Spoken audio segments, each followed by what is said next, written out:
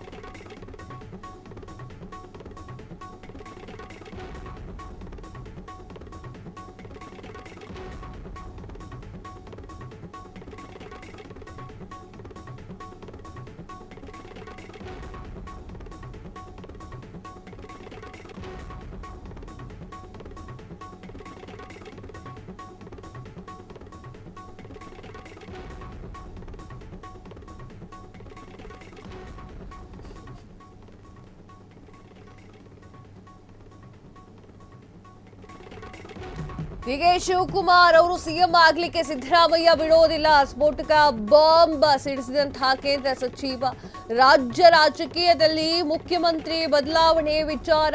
ಕೇಂದ್ರ ಸಚಿವ Pralhad Joshi big bomb. ಕಾಂಗ್ರೆಸ್ನಲ್ಲಿ CM Siddaramaiah DK Shivakumar CM ಆಗಲು ಬಿಡಲ್ಲ. ಕಾಂಗ್ರೆಸ್ ಸರ್ಕಾರದಲ್ಲಿ ಏನೂ ಸರಿ ಇಲ್ಲ.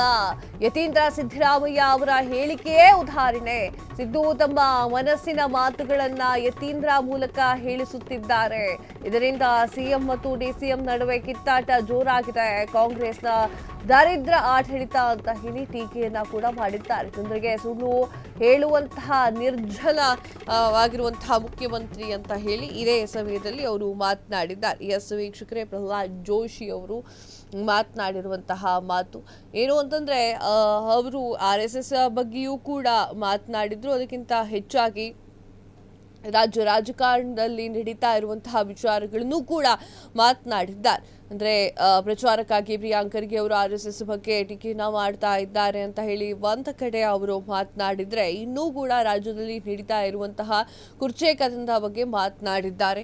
ಎಸ್, ಪ್ರಹ್ಲಾದ್ ಜೋಶಿ ಅವರು ಸರಿಯಾಗಿ ಟಾಂಗ್ ಅನ್ನ ಟೀಕೆಯನ್ನ ಮಾಡಿರುವಂಥದ್ದು. ಏನು ಅಂತಂದ್ರೆ, ಡಿಕೆ ಶಿವಕುಮಾರ್ ಅವರು ಸಿಎಂ ಆಗೋಕೆ ಸಿದ್ದರಾಮಯ್ಯ ಬಿಡೋದಿಲ್ಲ ಇರುವಂತಹ ವಿಚಾರವನ್ನ ಕೇಂದ್ರ ಸಚಿವ ಪ್ರಹ್ಲಾದ್ ಜೋಶಿ ಅವರು ಸ್ಫೋಟಕ ಬಾಂಬ್ ಅನ್ನ ಸಿಡಿಸಿದ್ದಾರೆ. ರಾಜ್ಯ ರಾಜಕೀಯದಲ್ಲಿ ಮುಖ್ಯಮಂತ್ರಿ ಬದಲಾವಣೆಯ ವಿಚಾರ ಇದಾಗಿದ್ದು, ಕೇಂದ್ರ ಸಚಿವ ಪ್ರಹ್ಲಾದ್ ಜೋಶಿ ಅವರು ಬಿಗ್ ಬಾಂಬ್ ಅನ್ನ ಹಾಕಿರುವಂತದ್ದು. ಕಾಂಗ್ರೆಸ್ನಲ್ಲಿ CM Siddaramaiah DK Shivakumar CM ಆಗಲು ಬಿಡಲ್ಲ.